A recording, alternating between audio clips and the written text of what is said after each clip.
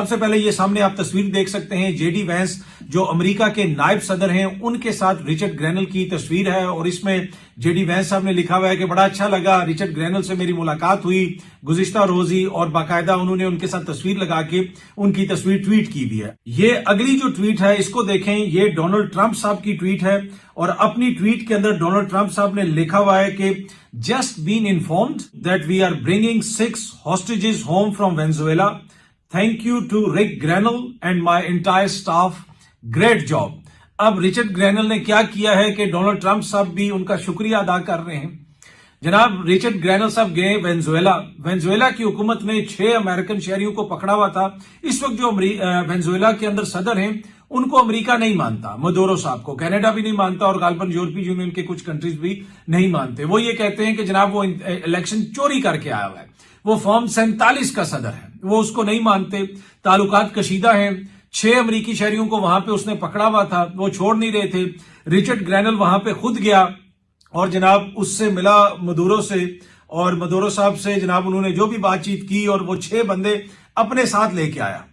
اب یہ وہی رچرڈ گرینل ہیں جن کے حوالے سے ہمارے ٹی وی پہ دانشور بیٹھ کے کہتے تھے کہ جناب یہ ٹوکن اپوائنٹمنٹ ہے، اس کی تو کوئی امپورٹنس ہی نہیں، یہ تو پیسے لے کے خدا نہ خواستہ کوئی ٹویٹ کرتا ہے، اور اس قسم کی انتہائی بھونڈے قسم کی باتیں کی گئی، بھونڈے قسم کے الزامات لگائے گئے، یہاں تک کہا گیا کہ اس نے اپنا ٹویٹر اکاؤنٹ کسی اور کو دیا ہوا ہے۔ اس سے آپ ان کی سطحی سوچ کا اندازہ لگائیں، اور اس ساری یہ جو پیش رفت ہوئی ہے اس سے آپ اندازہ لگائیں کہ رچرڈ گرینل ٹرمپ کی نظر میں کتنا امپورٹنٹ ہے اور اس کا کردار کتنا امپورٹنٹ ہے۔ جو مدورو ہیں انہوں نے کہا کہ وینزویلا کے جو شہریوں کو آپ ڈیپورٹ کر رہے ہیں امریکہ سے، ہم ان کو ایکسپٹ نہیں کریں گے، اور بڑے کشیدہ تعلقات ہیں۔ اور رچرڈ گرینل پھر وہاں پہ گیا، ٹرمپ کے نمائندے کے طور پہ گیا۔ جو ٹرمپ کا نمائندہ ہوتا ہے وہ ایسے جاتا ہے، ایسے کام کرتا ہے، وہ آ کے کوئی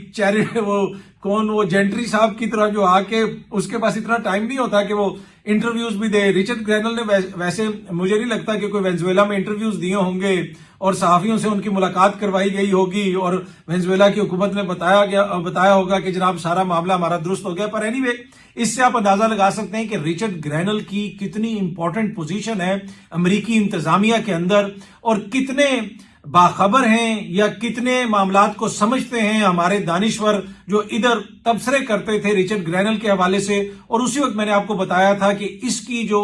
تعیناتی ہوئی ہے یہ بڑی سگنیفیکنٹ ہے، اور یہ بڑا امپورٹنٹ آدمی ہے، اور یہ بڑا امپورٹنٹ کردار ادا کرے گا۔ اب پاکستان کے حوالے سے، عمران خان صاحب کے حوالے سے کیا اس نے کوئی آگے کردار ادا کرنا ہے وہ تو وقت ہی بتائے گا، لیکن پاکستان کے اندر بھی میرے خیال میں گھنٹیاں تو بجنی شروع